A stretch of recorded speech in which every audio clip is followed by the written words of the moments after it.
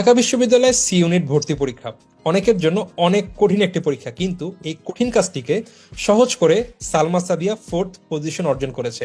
সালমা সাদিয়া, কেমন আছো? আসসালামু আলাইকুম। আমি ভালো আছি।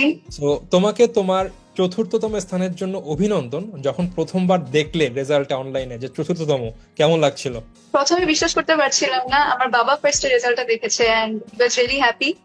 তো সালমা, সিন্স তুমি টপ করেছো, নিশ্চয়ই এখন তোমার জুনিয়রের কাছ থেকে অনেক প্রশ্ন পাও যে আপু কত ঘন্টা করে পড়া উচিত, বা তোমার পড়ার রুটিনটা কেমন ছিল, যদি এই বিষয়টি আমাদের সাথে শেয়ার করতে।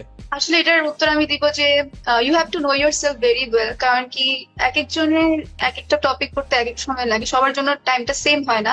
আমি যদি আমার কথা বলি, আমি টাইম লিমিট না রেখে আমি আসলে একটা টার্গেট সেট করতাম যে আমি সকালে এই টার্গেট মানে এই টপিক গুলো পড়বো, বিকেল বেলা টপিক গুলো পড়বো এবং রাতে টপিক গুলো পড়বো। এমন কোন তিনটা কাজ একটা শিক্ষার্থীকে মাস্ট করতে হবে ভর্তি প্রিপারেশনে নামার সময়, যার